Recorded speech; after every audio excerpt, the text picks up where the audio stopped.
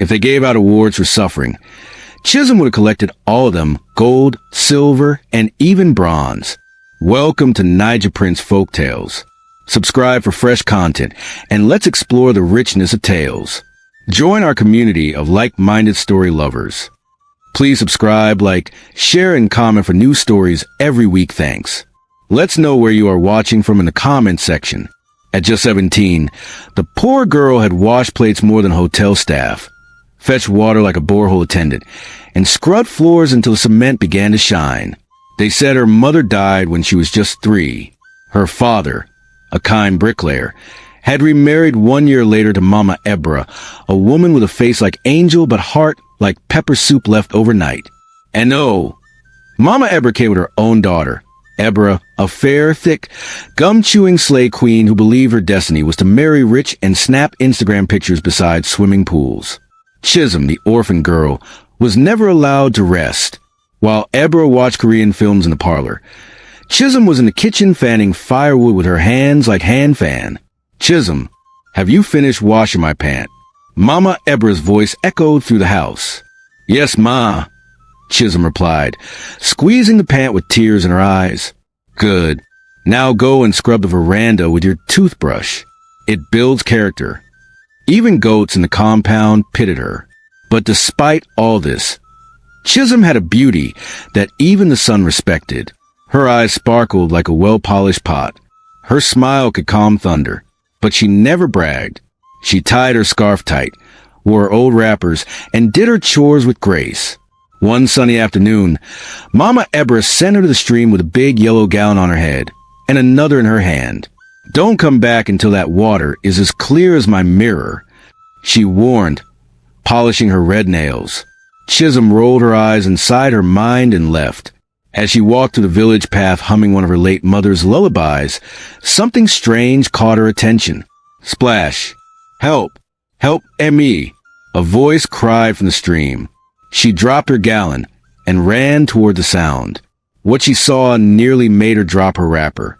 A young man, well-dressed in Igbada, probably lost from town, was drowning like a confused frog in the stream. He was flapping his arms and screaming as if he was fighting spiritual warfare.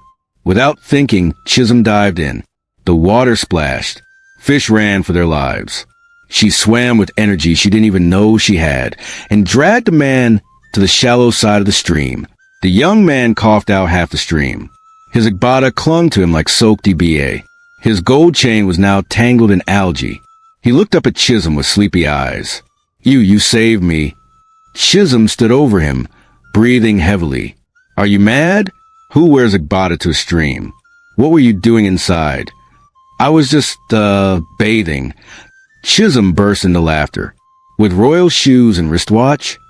He sat up, scratching his head. Well, it was hot. That's when she noticed something. He looked rich, fresh-skinned, with eyes like a soap opera actor. But he also looked familiar. Wait, she said slowly. You're... Before she could finish, 2 palace guards came rushing through the bushes. Your Highness, thank God you're safe. You're what? Chisom's mouth opened like drum. She looked at the wet, coughing man beside her. You're the prince. He smiled, brushing algae off his shoulder. Prince Somedina at your service. She almost fainted.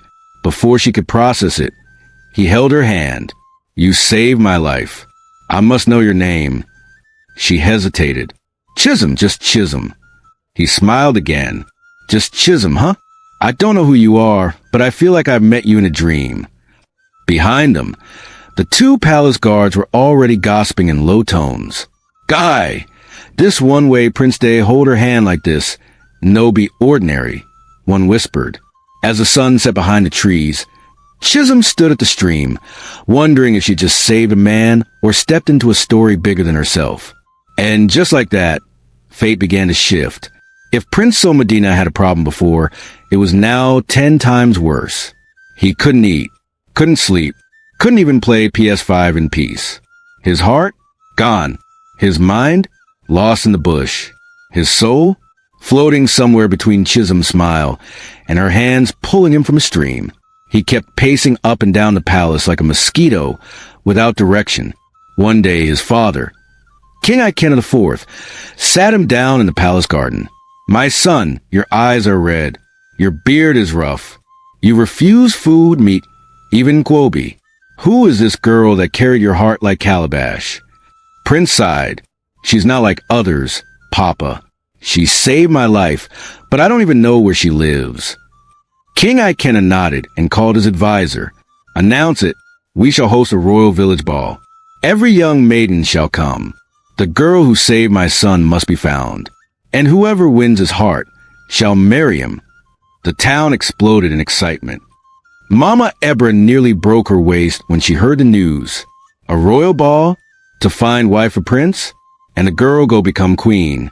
She grabbed Ebra's shoulders. "My daughter, this is our chance." Ebra smiled, chewing gum. "Mummy, I'm born ready. Go and bring my Brazilian wig from the shrine." They began preparations like spiritual warfare. They rubbed cream till Ebra glowed like cooking oil. Used charcoal to shape her eyebrows into Nike logo. Even patted her backside until it looked like her yams were hiding in her wrapper. But there was one small issue. Chisom. Mama Ebra knew if that girl showed up at the ball, Wallow would happen. So she plotted her usual wicked nonsense. "Chisom." She shouted on the morning of the ball. "Yes, Ma," Chisom replied, already mopping the floor. "You see that goat house? Go and clean it. When you're done, count every grain of rice in this basin. I don't want to see you outside today." She locked the poor girl in the backyard and carried the key in her bra. As Mama Ebra and Ebra catwalked out of the compound like models on assignment, someone was watching, an old, short woman in thick glasses and wrapper with 20 colors. It was Mama Nkem, Chisom's late mother's friend. She shook her head. "So they want to lock her destiny with padlock? No problem. Let me find my charm powder." She tiptoed to the backyard. "PSSSSD. Chisom." She called through the bush fence. Chisom looked up from her rice.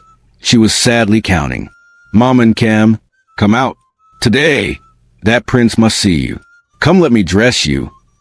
In the corner of her small hut, Mama and Cam brought out a shiny golden wrapper, a purple gelly, and earrings that jingled like wedding bells. "Your mama left this for you. She said the day you meet your husband, you must shine." Chisom wore them, and boom! Even Mama and Cam gasped. I. See, beauty. You don't need foundation, though. Your face is already eating ring light. Together, they arrived late at the palace. But when Chisom entered the royal hall, time paused. Drummers dropped their drumsticks. Guards lost focus. Even the chandeliers started shaking. Prince Somedina turned, and his heart did backflip. It's Ebra, who had been dancing like Generator, suddenly noticed the prince wasn't looking her way. She turned and saw Chisom glowing like she borrowed light from heaven. She hissed, "Who allowed this maid inside here?" The prince walked up to Chisom. "You came?" Chisom nodded shyly. "I was invited by fate." The prince held her hand. "Dance with me?" As they moved across the dance floor, guests whispered, "Who's that girl? She must be from the heavens. Her skin is glowing like freshly pounded fufu." Ebra tried to cut in. "Excuse me, your highness." Prince waved her off like housefly. Outside, Mama Ebra stood beside a parked Kiki, fuming. How did she escape? I locked her up like chicken. She looked into the hall and saw the prince kneeling to kiss Chisom's hand. Thunder struck her chest. "Over my dead body will that which marry the prince," she hissed. And right there, an evil plan began to grow in her heart like weed. After the royal ball, the palace buzzed like a beehive on pepper. People couldn't stop talking. Who's the girl with firewood hips and water spirit glow? Is she a princess from another kingdom? Even Queen Elizabeth no fine reach. But while villagers were praising Chisom, someone was boiling like Ogbono soup left on high heat. Mama Ebra. She stormed into her compound that night like a mad turkey. Her gelly tilted, her makeup smudged, her slippers missing one leg. She flung her handbag across the room. "Tafiaqua, MBA, it can't happen." Ebra, sitting cross-legged and rubbing her disfigured heels from too much catwalking, asked, "What is it, Mummy?" Mama Ebra turned to her daughter slowly. My dear, we must do something. If that girl marries the prince, our shame will trend on Twitter. Ebra folded her arms. She's not even fine. Mama Ebra side-eyed her. A beg, don't deceive yourself. Even your father's ghost would choose her over you.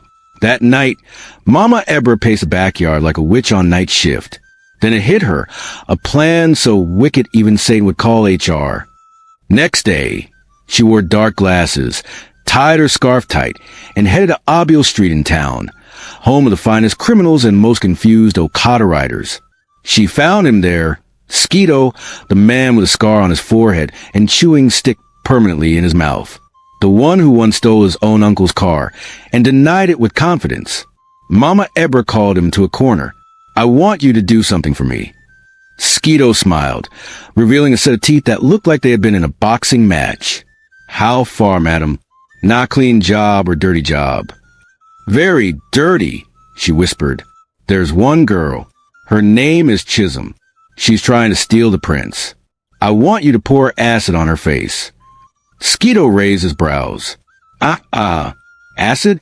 You no one just slap her? Or maybe jam her small? No, I want her to be ugly, like burnt puff puff. That way, Prince go run.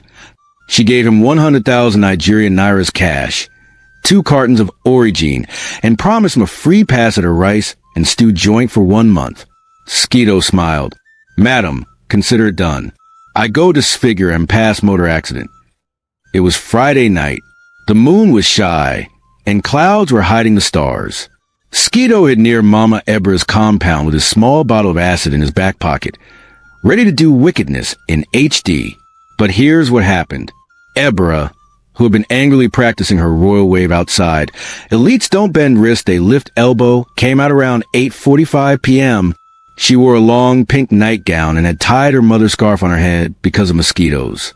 Meanwhile, Chisom was inside, rubbing her knees with Rob and thanking God for peace. Skeeto, hiding behind the mango tree, squinted in the dark. Nah, she be this? He resembled the girl from a ball. Yes, you get the same skin. Splash. The acid landed on Ebra's face like judgment. Yeah. Jesuits. Mummy, I'm melting. I'm melting. Mama Ebra ran out barefoot. She saw her daughter rolling on the floor like Puff Puff inside frying pan. Who did this? Ebra, what happened? Ebra screamed. My eyes. My face. Mummy, it's me. You killed me. Mama Ebra froze. Her whole body began to shiver like generator with low fuel. No. This wasn't the plan. This was not the plan. Skeeto, watching from afar, whispered to himself, Wait! That no be the girl? Omo, I don pour him on the wrong babo. He disappeared into the night like mosquito after slap. By morning, Ebra was in the hospital, wrapped like yam in bandages. Her face? Gone. Her beauty? History. Her dreams of marrying a prince? Buried. But instead of confessing, Mama Ebra did what wicked people do best. She blamed Chisom. She stormed the palace, screaming like market woman in Nollywood film. That witch, that girl Chisom, she poured acid on my daughter out of jealousy. People gasped. The guards dragged Chisom to the palace square. Prince Somodina watched in shock as Chisom was crying, shaking her head. No, I didn't do anything. I swear on my mother's grave. But the crowd had already started murmuring. Nah, jealousy. She too fine before. Now she wants to eliminate competition. This one-knob beauty with beast heart. Prince Somodina looked torn. His heart believed Chisom. But the evidence? None. And the king, angry at the situation, shouted, We shall investigate. And if she's guilty, she'll be punished severely. Chisom collapsed to the floor and cried, God, don't let me go down for what I didn't do.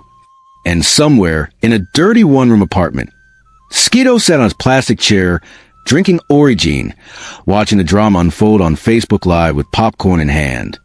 From the palace cook to village TikTokers, even Madame Clara the church usher came with her Ankara purse. Judgment Day had arrived, and the drama was thicker than Ibono soup. In the middle of the hall stood Chisom, dressed in her one and only wrapper. Her hands shook, her eyes red, her heart racing like Kiki with no brakes. The charge? Attempted acid attack on Ebera, daughter of Madame Ebera, aka Mama Jezebel. Sitting beside the king was Prince Somedina, still looking fine but clearly confused. His eyes kept darting from Chisom to the crying, bandaged mummy and daughter pair. Mama Ebera sat with dark shades, dabbing fake tears with a big white handkerchief. "My daughter, my only daughter," she wailed. "That orphan tried to ruin us. She was jealous that my daughter was chosen. Now see what she has done." Ebera, her face wrapped like yam in foil, moaned beside her. "I'm ugly now. I look like Burmwamwa." The whole crowd murmured in pity. The judge, a chubby palace elder who looked like he hadn't smiled since 1991, cleared his throat. "Chisom, do you admit guilt?" Chisom stepped forward. Her voice cracked. "No, my lord, I didn't do it. I've never held acid in my life. Mama Ebera is lying. She hates me. She's always hated me." The judge nodded, bored. "Do you have any proof?" "No, sir." Silence. Prince Somedina stood. "If I may speak." Everyone turned. "I believe Chisom. She saved my life. Her spirit is pure. My heart tells me she's innocent." Mama Ebera hissed loudly. "Love has blinded you. Women like that can pretend like Nollywood actresses." The judge was about to deliver the verdict. Sweat poured from Chisom's forehead. The royal guards moved closer, ready to drag her away. Then the palace doors burst open. Bam! A loud voice echoed. "I have something to say, oh. People turned. Phones went up. Even the king adjusted his crown. It was Skeeto. Black shades, red shirt, jeans falling below his waist. Swagger like he was born in action film. He walked in with a dramatic limp that nobody asked for. "I day come from far, oh. Now Danfo I take. But this lie done too much." The guards tried to stop him, but the judge raised his hand. "Let him speak." Skeeto stood in the center. "See, I be bad guy, yes. But I no be coward. Make una no jail this innocent girl, oh. Not me pour the acid. But she no send me." Gasps filled the room. Mama Ebera's mouth opened like church speaker. Skeeto continued. "Nah, this woman." He pointed at Mama Ebera. "Way pay me 100,000 Nigerian nairas and give me 2 cartons of Origine." She say, "Make I pour the acid on Chisom." I know no say, not her daughter day outside that night. The light no day. Everybody resembled each other for that compound. Ebera let out a horror movie scream. "Mummy, you paid him. You wanted to acid me?" Mama Ebera jumped up. No. He's lying. He wants to spoil my name. Chisom paid him to frame me." Skeeto laughed. "Me? Lie? Madam, should I play the voice note?" He brought out a small Nokia phone. He pressed play. "Skeeto, if you mess this up, don't come back to my compound. Pour that thing on her face. So Prince will reject her. Make she no say beauty no day last." Her voice, clear as day. Everyone screamed. Mama Ebera fainted. Chisom fell to her knees, crying relief. The king stood. His face was thunderous. "Mama Ebera, you tried to ruin a girl's life, and your own daughter suffered instead. This is not just wickedness. It is witchcraft in human skin." The judge slammed the table. "Based on this confession and evidence, Mama Ebera, you are sentenced to death by hanging. May God have mercy on your wicked soul." Ebera, still wrapped like bread, shouted, "Mummy, I hate you." Mama Ebera regained consciousness just in time to scream. "IT was the devil." The judge replied without looking up, "Tell the devil you'll be meeting him soon." The guards carried Mama Ebera out, kicking and shouting, "Chisom, this is not the end, oh. If I resurrect, I'm coming for you." Someone in the crowd whispered, "Madam, you no be Jesus. You no go resurrect." People clapped. Some sprayed Chisom small money. One mama even removed her slippers and danced small, shouting, "God of justice, you no day sleep." Prince Somedina walked up to Chisom and pulled her up gently. "I told you I never stopped believing in you. Chisom, tears running down her cheeks, whispered, "Thank you for trusting me," even when the whole world didn't. And as the crowd celebrated, Skeeto took his Ori gene and quietly disappeared, whispering, "My work here is done." After the court drama, news of what happened spread faster than gossip. In a hair salon, Mama Eber sentenced to hang for acid plot. Skeeto delivers bombshell confession. Village girl becomes palace fiancé. The twist of the century. Everywhere you turned, it was chisom this, chisom that. Girls who used to hiss at her now greeted her with curtsies. Even goats in the village started giving her space when she walked by. But while some were celebrating, Eber was dying, not just physically, but emotionally, spiritually, mentally. Her face, once her pride, was now wrapped in pain. Her mirror had become her enemy. Her selfies? Deleted. Her confidence? Vanished like airtime after borrowed credit. She stayed in the hospital, bitter, quiet, and broken. One day, as she lay there staring at the ceiling, she whispered, "All this just to impress a prince. Was it worth it?" Her tears soaked the pillow, but it was too late. The next morning, the nurse walked in and found her gone. Eber died quietly in her sleep. The news hit the village like thunder. Even Chisom, upon hearing it, sat down under the mango tree and wept. "I never wanted this," she whispered. "I just wanted peace." Prince Somodina came to her that evening, dressed in simple clothes, holding 2 bowls of hot akra and pap. "Come, let's eat like normal people," he said. They sat under the tree, laughing for the first time in days. "I feel bad," she said softly. "Your future in-laws are all gone." He chuckled. "Then let's create a new family. One with love, not lies." She smiled. "But I'm just a girl from the village. I don't even have fancy clothes or royal blood." He leaned in. "You have courage, a pure heart, and firewood rice that tastes better than palace food. What else do I need? If you thought Meghan Markle's wedding was grand, think again. Chisom and Prince Somodina's wedding shut down the kingdom. The invite alone came in gold foil with, if you know, written in italics. Mama and Kem arrived with 5 cows and a speaker shouting, "My daughter is now a queen of O." Even Skeeto came, clean-shaven, wearing second-hand suit, and holding his apology note like an award. The king gave Chisom a hug that lasted too long and whispered, "My son finally made a wise choice. You're the daughter I never had." As Chisom walked down the aisle in her shimmering white lace, villagers wept. This girl weighed a washplate last year. Now see her married to royalty. God, when the priest said, "You may kiss the bride," Prince Somodina kissed her with so much love that even the moon blushed. That evening, as they stood on the royal balcony waving to cheering villagers, Chisom turned to Somodina. "Thank you for choosing me." He smiled, placing the royal crown gently on her head. "No, my queen, thank you for saving me twice. First, from drowning. Second, from marrying disaster." They laughed, and down in the crowd, someone shouted, "Chisom for president." Thanks for watching. Please subscribe.